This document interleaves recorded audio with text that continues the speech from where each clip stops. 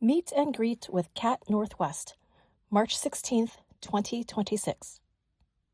CATT, Center for Assistive Technology Training Northwest. All right, everybody, welcome to our meet and greet with the Northwest Center for Assistive Technology Training today, otherwise known as the CATT Northwest program. Meow. And we do encourage meowing. Feel free, you can put your meows in the chat. Feel free to unmute and say meow. That is always welcome. I am going to go ahead. Yay, thank you. I am going to share my screen. So just in case anybody is wondering who we are, what we're doing. Again, we're the Northwest Center for Assistive Technology Training, CATT Northwest. And we are an interesting program because we are powered and funded by the American Printing House of the Blind. That's APH. So we are funded through a congressional appropriation, which is a really interesting thing. We are a line item in the federal budget, and our money flows through APH.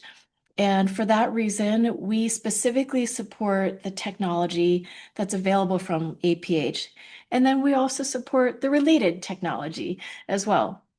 We are based at the Washington State School for the Blind. You'll hear me using the acronym WSSB to refer to the Washington State School for the Blind.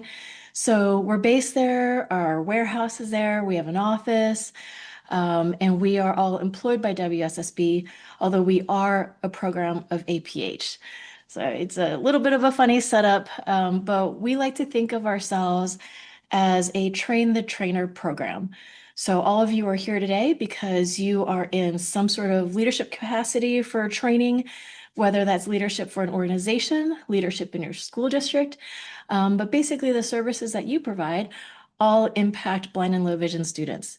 And so what we like to do and how we like to think of our program is helping to build those bridges in the community, building out those community partnerships so that all ships can rise together and we can all increase and improve our training capacity that will ultimately benefit the technology skills for our blind and low vision students. So for those of you who prefer to point a camera at the screen, there's a little QR code in the bottom center of the slide that will bring you to our WSSB CATT website. If you would prefer to do a little Google search, you can also just Google search WSSB CATT website. And CATT is always going to be spelled with two T's. So I usually just do the Google search and it brings me right to our CATT website. And that's where we will be looking at a few things today. But before we jump into the grand tour, I wanted to give our team a moment to introduce ourselves. So for those of you who don't know me already, I'm Dr. Ting Su. I am a teacher of blind and low vision students by trade. So currently my 21st year of teaching, which is extremely exciting. I do keep a very small caseload of students still. I just can't seem to give up the direct service, which I love. But I coordinate our Northwest CATT program full time, and we actually just reached our 3rd anniversary. And I love technology. I love what it does for our students. And I really think of technology as a way to empower access and independence in our students. And I will hand the mic over to Leslie Edmonds for her introduction. Hi, everybody. Leslie Edmonds, and I am a low vision technology trainer for CATT, and it's like my dream job has come true. I've been a longtime fan of Ting's. We started the same year, right? Teaching the same year. So I'm a long time now it's a long time teacher. Used to be I was a new teacher, now it's long time. Long time teacher, and just really enjoying the CATT program. We've met so many people. We've gone to so many different conferences and school districts and just love sharing any information that we can provide. We're having such a good time. We're so excited to expand and meet all of you and just spread the joy of serving our students. That's what it's all about. And so I'm just thrilled. Like we've been so excited about this meet and greet. It's kind of been in the works for a bit, so it's finally here, and we're just, believe me, we are very excited for all of this. Great. Thanks, Leslie. And we are joined by our other full-time tech trainer on the team, Eli Sanchez. Eli, would you like to do a little introduction of yourself? Hello, everybody. Sorry if I sound a little weird. I'm getting over a cold. But yeah, I'm the other tech trainer on the team. Pretty much here, if it does Braille or if it does some sort of electronic voice, I'm usually the one that handles it. So you guys have probably, if you guys have been around for a little bit, checking out any of our resources, I'm usually the one that is always poking around on the Slack channels for Jaws and Monarch and all the other Braille displays we carry. All right. And probably little fun fact about our team is that Leslie was actually Eli's very first TVI, which I was unaware of when I hired both of them. And so- We're It's we're nepo babies here. this is about 22 years ago. Leslie was about, I don't know, 6 years old or so. Yeah, I was a child prodigy at Yeah, 18. yeah, about there. About right. That's great. And interestingly, although we are based at the WSSB in the Northwest, the three of us just so happen to be actually living and, actually live in Northern California. So, as of this moment, our training team is in Northern California. But we also have Sam Fields, who is sort of the other side of my brain. And Sam is our logistics operations guru. And go ahead, Sam, with an introduction. Hi everyone, I'm Sam Fields. I'm kind of more of a behind the scenes person.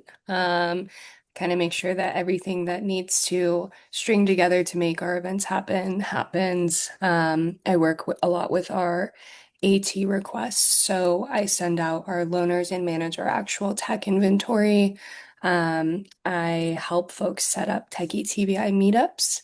I'm sure we'll talk about those later, but any kind of logistical item kind of goes through me. Great. So this is our small little team. We have another person who provides a little bit of support in the background, more for like policy guidance, policy and procedures guidance, and that's Jen Mary. So I just wanted to make sure that she is recognized. But otherwise, the four of us are the four full-time WSSB employed people who make the CAT Northwest team. I am hoping to add another blind tech trainer to our team this summer, so stay posted on that job announcement that will go out this summer. And if you happen to know of any blind tech trainers who might be a good fit, keep them in mind when the announcement goes out. We also have several contractors on our team. So you might meet some other people affiliated with our CAT team on various trainings. So, as you can imagine with this expanded region, it's a bit much for just myself and Leslie and Eli for our roadshow. So sometimes we pull in a contractor for a training here and there, co-instructor here and there. And we also have people helping with just our alternate media needs, social media needs. And we also have a life raft sort of person who helps us with our technical needs as well. So a little bit about our regional coverage, since I mentioned that. We initially started out 3 years ago covering the Pacific Northwest, what I kind of think of as the cowboy states, Wyoming, Montana, and Idaho. And I see Brian kind of laughing about that. And then we added California last year. And as of about 1 month ago, we're now expanded to cover the Southwest region and the Northeast region. So we've got the 5 states in the Southwest and I believe 14 states in the Northeast. So it's essentially the West Coast plus the Northeast, starting from Maine all the way down to Virginia and going west to include West Virginia and Pennsylvania. And this really is so meaningful for me personally because I grew up right outside of Philadelphia, so I'm a Philly girl. I got sucked into the field at Perkins. I was a paraprofessional in a deaf-blind program right out of college when I dropped out. Um, and kind of got scooped up by Perkins, fell in love with the field, really started out in deaf-blind. And then I actually got my teaching credentials in Arizona, in Tucson, so U of A. And then I taught for the first few years in New York City. So, being able to provide the support and redevelop these partnerships in both the Southwest and Northeast are just especially meaningful for me. So I just feel like it's come full circle now. So yay, U of A. That's right. Go Wildcats.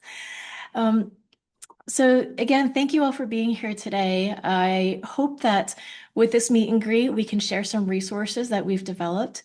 Many of these resources are available for anybody anywhere. So if you have colleagues elsewhere, you don't necessarily have to be in the region to benefit from all of our online resources that are available. We'll go through those things.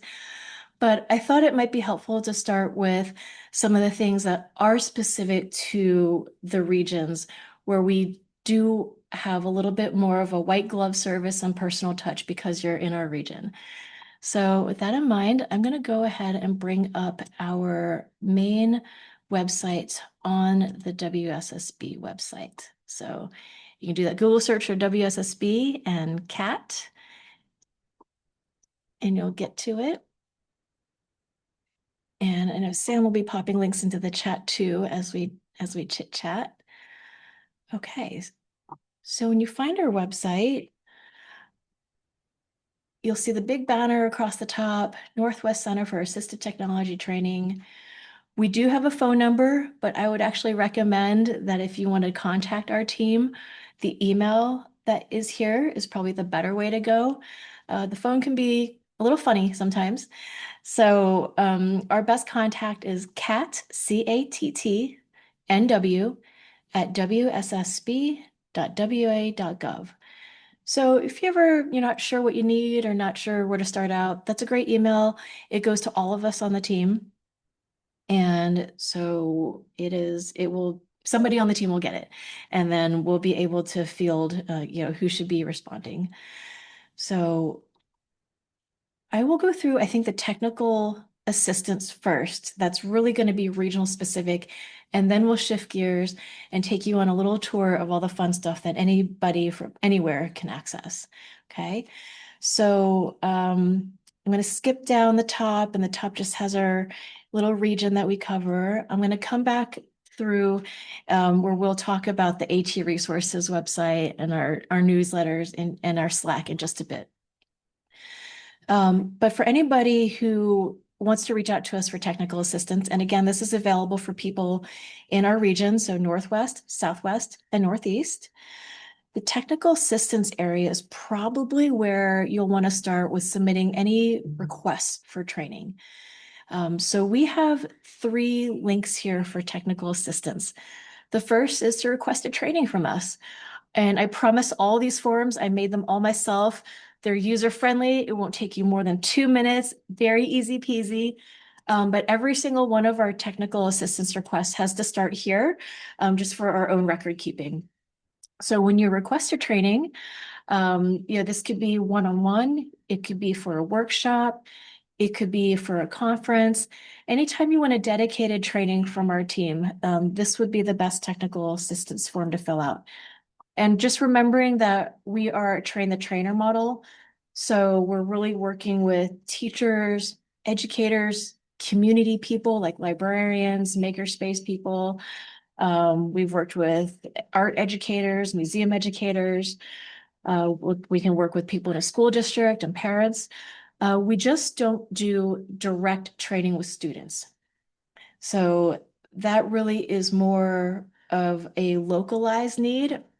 However, if you do need training with a specific student, let's say you just need some modeling of how you would introduce a Braille display or how you would introduce JAWS to a student, we can certainly figure out time to meet with you. You can have your student next to you, but just know that the training would really be focused for the personnel to do that modeling and coaching with how you would then teach the student. Okay, so I hope that makes sense.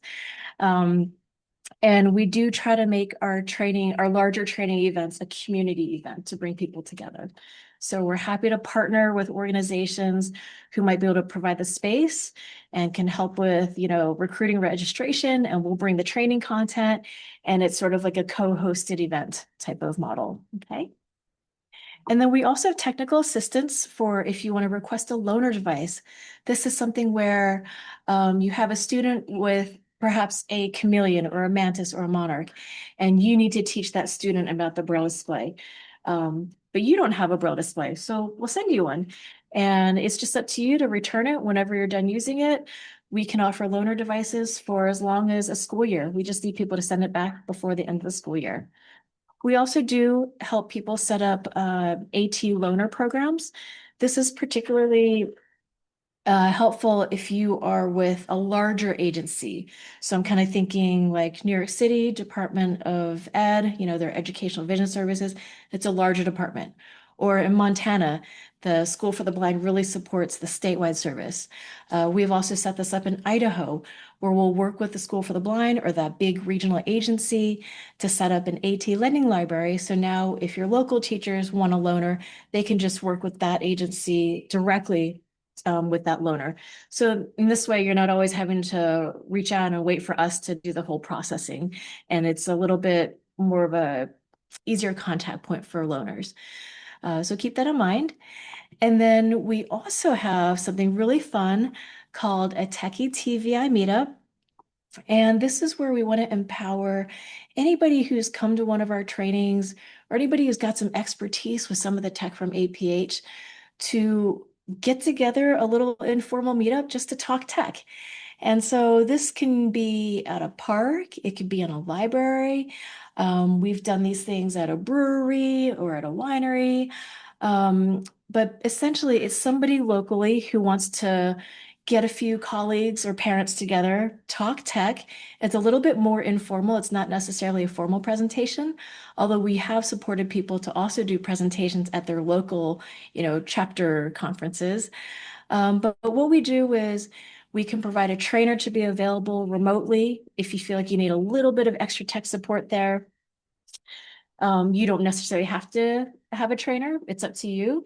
We will send you a little box of training materials. If you need loaner devices, we can do that. We will host a meal. So we'll sponsor a meal for your meetup. We'll also sponsor ACV, REP, professional development units. So this is a fun little thing for people to do. And I'm actually going to hand things over to Sam, who can give you a little bit of more background information about what to expect when you reach out for technical assistance with us. Hi, everybody. So our process has been made really, really easy. We wanted to ensure that it wouldn't be just another form that you had to fill out, another thing you had to wait on.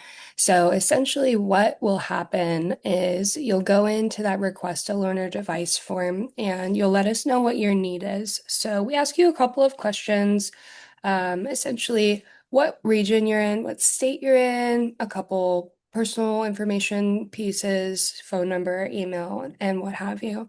And so what that does is on my end, I see that that device has been requested and we discuss it within the team. And we decide, okay, if this is the appropriate device for what this person has said that they need, we'll go ahead and set up a loaner for them.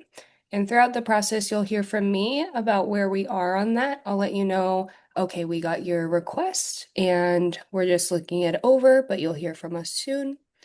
And then that'll move on to getting the shipment out. So I personally will send that device out to you to the address you give me in the form. And you'll just let me know that it's arrived and we track it on our end to ensure that it's super easy to get back to us. There's never any shipment cost for you guys for that. It can all be sent free matter via USPS. And so I'll just check in kind of throughout your time with the device and make sure that you don't have any questions. And if you do, I can connect you to one of our trainers. But otherwise, it's really simple. Great. Thank you, Sam.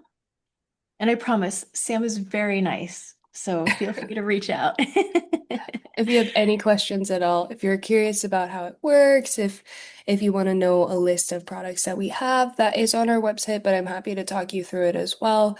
If anything comes up surrounding, getting a device in your hands, feel free to reach out to me. I'll put my email in the chat.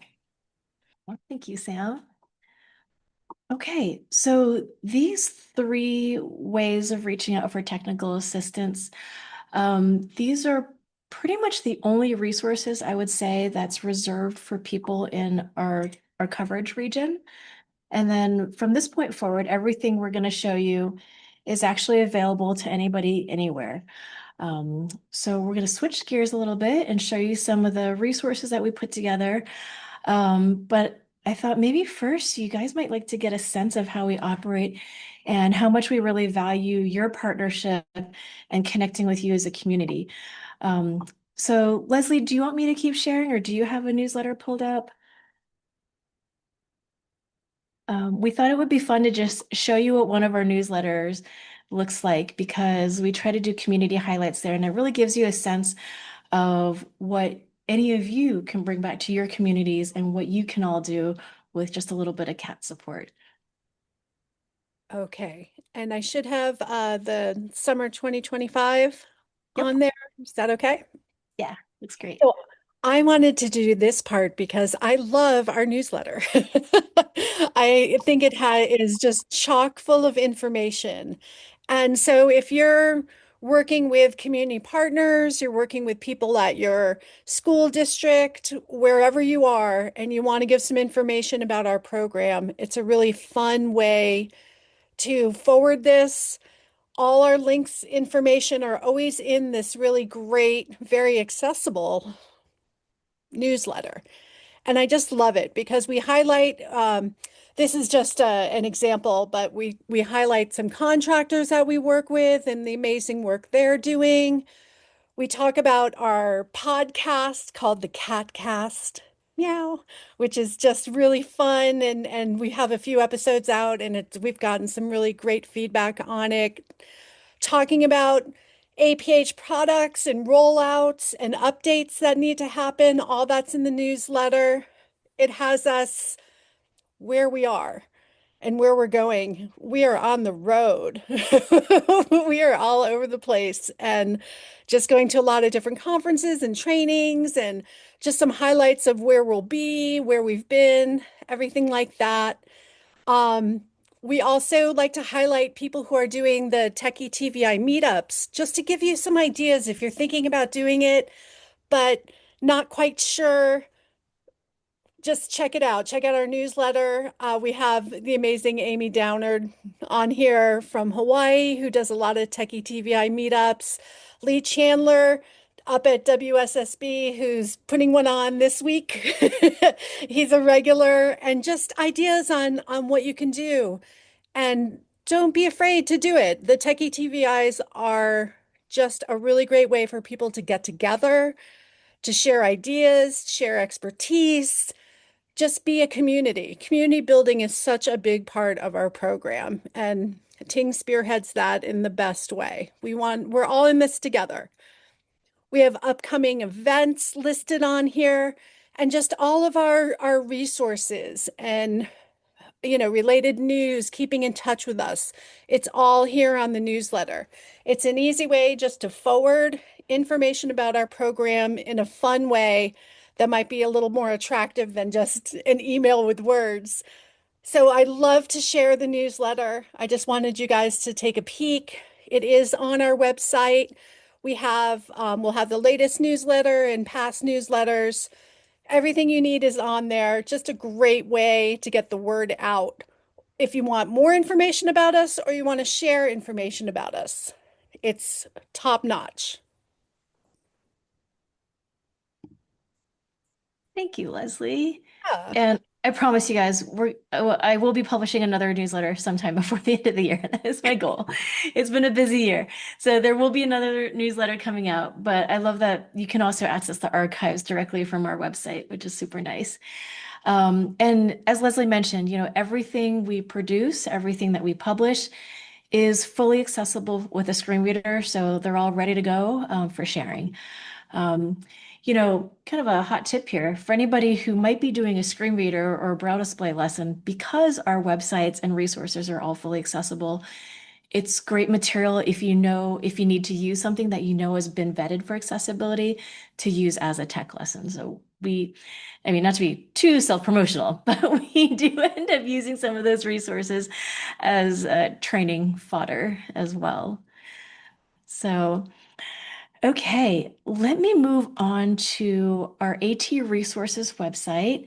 This is a really super fun resource, and you can get the link to this uh, from our main website. So let me go ahead and bring up the screen share again. So here's our main website. We have a link to the CATT-AT Resources website. It's also the very first button, okay? So I click the button, it brings us to the home page. And this is an AT Resources website that is built to be the one-stop shop for all the information about all the tech from APH. Um, we all, as a team, maintain the website, and it's a space for actually anybody from any of the CAT programs to contribute. So I forgot to mention that while we coordinate the West Coast and Northeast, we do have another CAT program.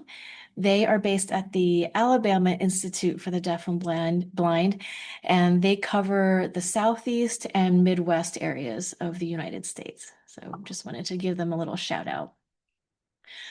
Okay, so I'm going to come back to these resources on our homepage because I want to give you a tour of where you can find information for all the devices first. So if you're looking at this on your web browser, you'll see headings layout along the top of the website. If you're looking at this on mobile, you'll see basically a hamburger menu, like 3 horizontal lines in the top left corner of your mobile device. And if you click those 3 lines, then it'll open up a menu of these same headings. So just so you know, the layout is a little bit different if you're on mobile versus on your desktop. So if I click on accessible coding, first, if I hover, I'll see that there's actually a drop down that will take me directly to that product. But if I click on it, it's also a nice way to see kind of from a bird's eye view, what are all the things related to accessible coding that's from APH that our CAT program supports. So here are the different products. And there's also a little accessible coding program called Quorum that we use as training material to support some of the Braille displays and JAWS. We also try to link out to any related resources when that's available.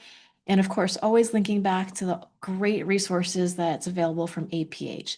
So APH maintains a really nice professional development community called the Hive. And there's many, many different Hive discussion boards. So we try to link to the relevant ones when that's available as well.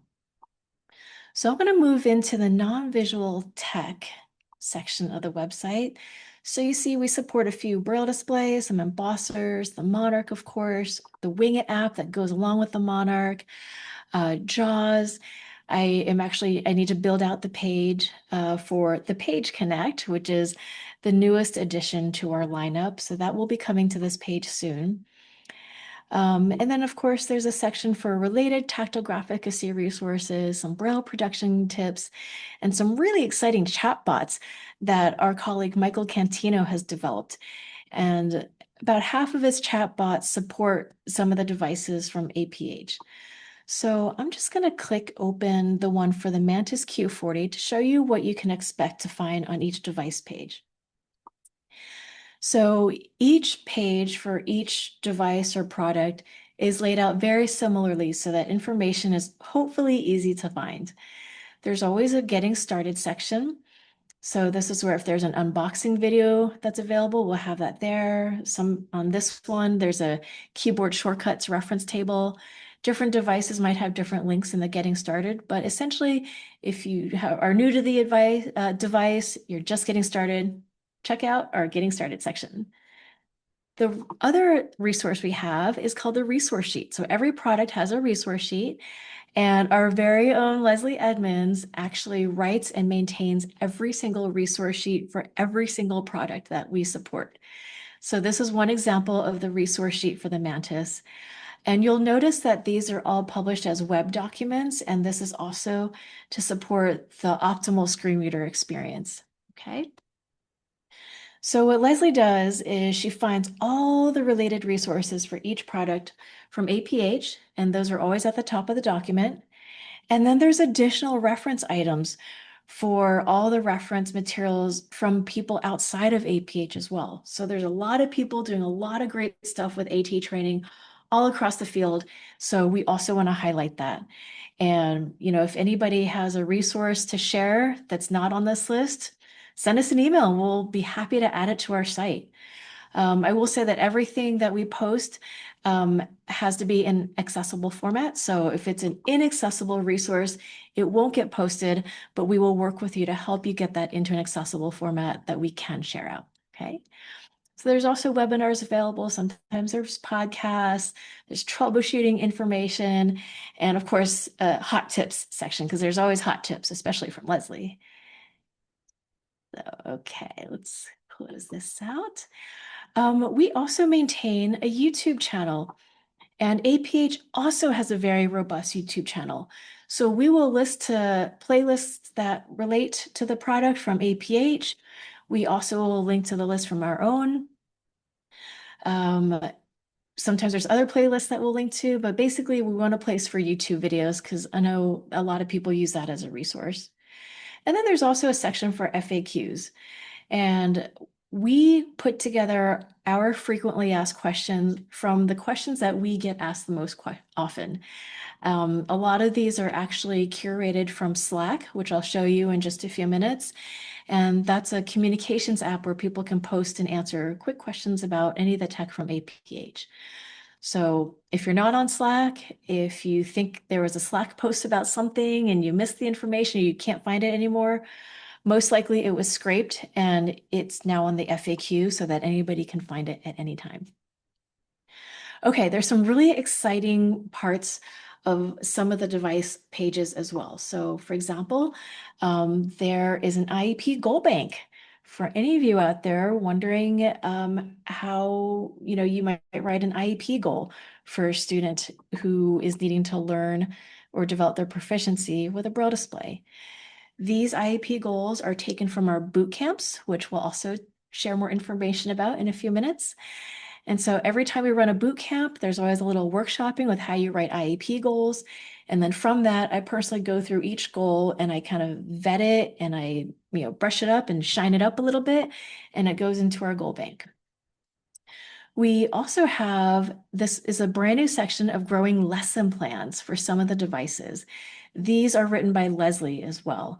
So if you've got maybe a new teacher that you're mentoring, or maybe you just want to poke around and see if there's a different way of thinking about how to introduce a student to a Braille display or teach file management, transfer files, these lesson plans are ready to go. So if I click on a link here, you will get the web view, but you can also click the link at the top to download a printable copy if that's an easier way for you to follow the lesson plan.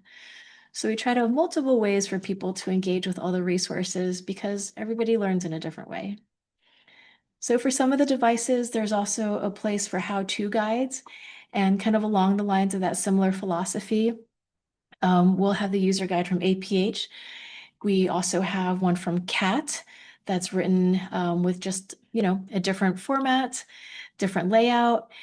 And then when it's available, we'll link to other guides that other people have created. So for example, Amy Snow in Wisconsin, she does these beautiful guides that are a little more visual. So if you are more of a visual learner versus like reading through text, you have options for how you want to engage with that guide. Or if you want to do a little workshop on your own, this is a deck that's ready to go that you can use. Okay, so yeah, pretty much we have a similar page for all the low vision tags. So these are the video magnifiers. There's a magnifier comparison chart. We link out to related webinars. We have a place for supporting the tech for extensive support needs. So these are kids with additional disabilities, including CVI, switch users. So we've got some related switch resources here as well. And then one of my favorite parts of the website is the AT for Learning. So this is where you'll get the quick links for the IEP goals, the lesson plans, some of the assessment forms. So it's things about implementing AT, really that instructional aspect of it. There's tactile media resources. So for example, I click on that page, it takes you to different repositories for tactile media support and alternate media support. There's a place for digital multimedia accessibility. So understanding that in order for a braille display or a screen reader like JAWS to be successful, it has to be working with accessible media. So here's some resources for how do you make accessible media. There's also a fun place for teaching guides. And this is actually meant for the classroom teachers who might have a blind or low vision student in the room. So you can actually just pull one of these guides off the shelf or, from our website, send that to the teacher and, empower them to be able to work directly with supporting that blind and low vision student in the classroom. So, and again, if anybody knows of a great guide that we should add that you don't see here, send it on over and I would be happy to link to it. Okay. All right. So I'm just going to do a quick check into the chat. All right. And yes, because we're APH funded, our training really is focused on the products from APH and related training. So we do feel like part of our job is we can do the deep dive training on the chameleon, the mantis, the monarch, but we can also help educate you on how to know when you need to search elsewhere.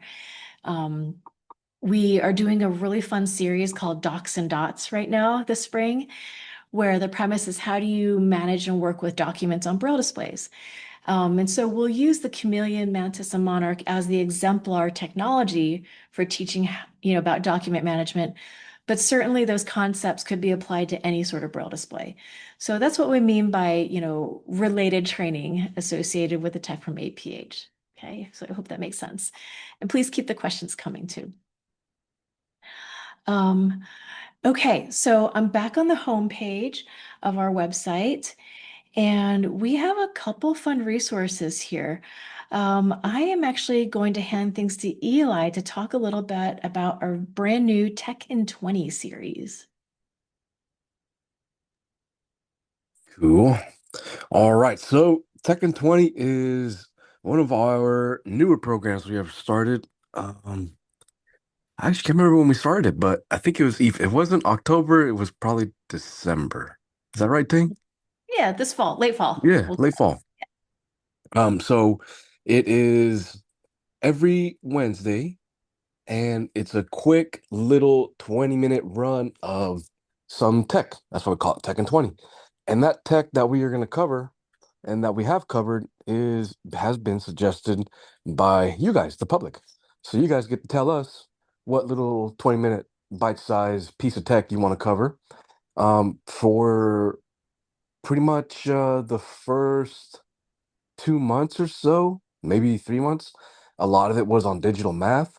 So we did a lot of Desmos, a lot of Braille math and JAWS math, just everything related to digital math. We've gotten into workflows for screen reader navigation. We've gotten into workflows for embossing, graphics, and math. Um, yeah, I mean we cover a lot of stuff, but it's awesome because it's a quick little 20 minutes in the morning. Time would vary because I know a lot of us are across different time zones, but for us here on Pacific Standard Time, it goes from 8:30 to about 9 o'clock. So the 20-minute piece is from 8:30 to about 8:50. And then after that, we just keep everything open as long as you guys want for any kind of questions that anybody would have, and we can answer them on the spot. These Tech in 20 sessions are recorded and put up to our YouTube channel, but it's only recorded for the first little intro piece, the 20 minutes of tech, and then we shut off the recording so that everybody can ask their questions without having to worry about being recorded. So those questions that you all ask, they're just asked to us, and we give the answer back to you guys. and they don't go out to anybody else. Great. Thank you, Eli. Yeah. This has been a really popular series. And again, you can head to our YouTube channel if you can't make it live, but it's all focused on math and AT. So this spring, all of our sessions are about preparing math worksheets that will be accessible, as well as how do you teach students to engage with those worksheets. So a lot of teaching strategies go into it as well. On the homepage, back on the homepage, there is also a link to our TADA curriculum, which stands for Tactile Art and Design Adventures. This is a free open source curriculum all set to give some teaching support to anybody, parent, educator, after school program person, to be able to teach and support non-visual art and design for our students. So it is a curriculum right now. It's got about 19 activities in it, and it takes people all the way through from just early, like beginning, like how do you draw? How do you teach drawing to a blind student? What are the materials and teaching practices for that? To what are some strategies to introduce students to foundational coding, learning to work with a coordinate grid. And then finally, in the advanced level is how do you apply all these spatial and design concepts to teaching students how to design their own tactile graphics and 3D models. So it goes all the way from basics to pretty advanced, and it's available for anybody to use. So, check it out and see how it might meet your needs. And also, again, great to share with that art teacher who's not sure how to support your student in art class, or that coding instructor. Okay, the next resource is our CATTcast. This is just a little podcast that we started last year.